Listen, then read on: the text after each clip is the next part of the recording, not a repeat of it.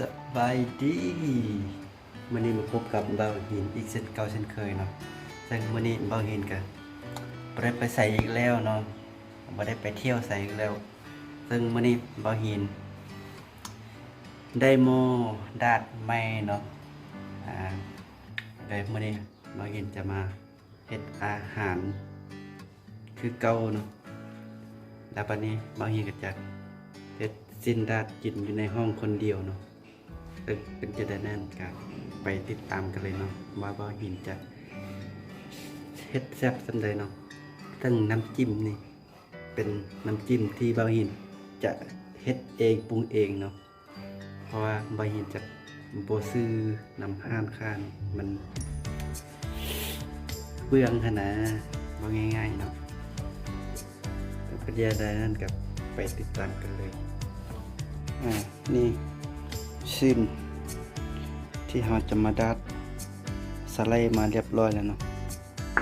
ก็ยังอยู่นี่จงไว้น่าจะพอคนเดียวเลยเดี๋ยวจะไปเฮ็ดน้ำจิ้มก่อนเตรียมครบเป็นครบชูรสกระเทียมหมักเผ็ดมีทั้งมังเผ็ดสดและก็มังเผ็ดแห้งใส่ลงไปบัดนี้ก็ถึงขบวนการตำจะตักใส่ถ้วยน้ำปลา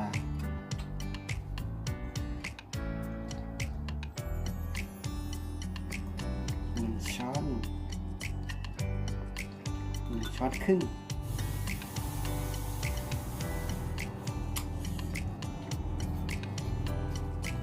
1 บ่วงเนาะบางถ้าว่ายังบ่พอไปตื่นใช่ไหมก็มักน้ำ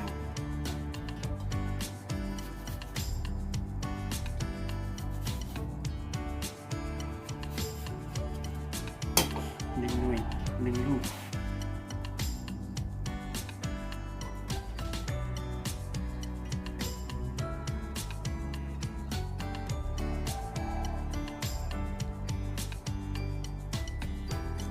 จะมาคนให้มันเข้ากัน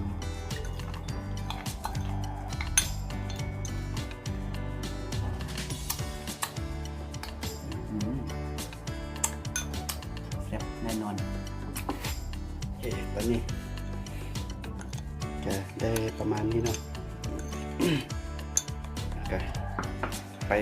เข้าสู่ขบวนการรับประทานกันเลยนะวันนี้เนาะซึ่งเป็นจริงในนั้นกันไปเบิ่งกันเลยบัดนี้คือหม้อที่เราได้มาเนาะเป็นหม้อสำหรับ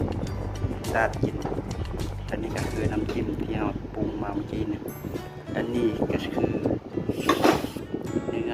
และซีนที่เราสไลด์มาแล้ววันนี้ก็จะเข้าสู่ขบวนการกินแล้วเนาะวันนี้เนาะเป็นจะได้นั่นกันลองแซ่บๆเลยวันนี้เนาะจัดการ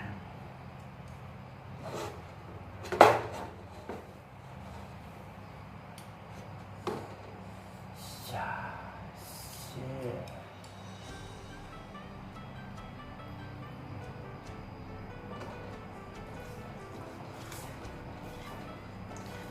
เข้าเนาะเข้าหูเนาะ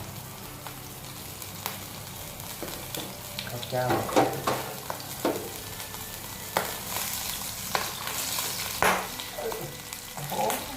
อันตราย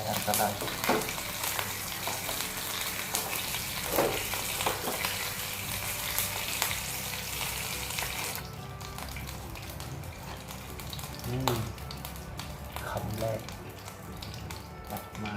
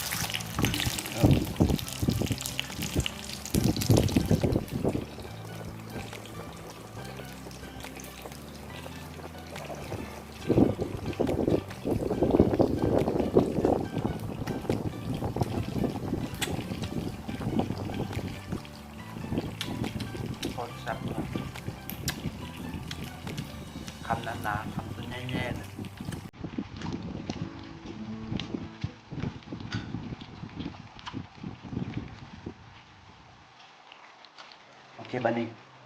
มาหินกัจะขอ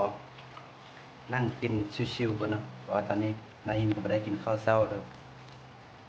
เป็นข้าวเช้ากับเป็นข้าวสวยเลยนาหินก็จะกินแล้วก็ขอลาไปกันนาหิน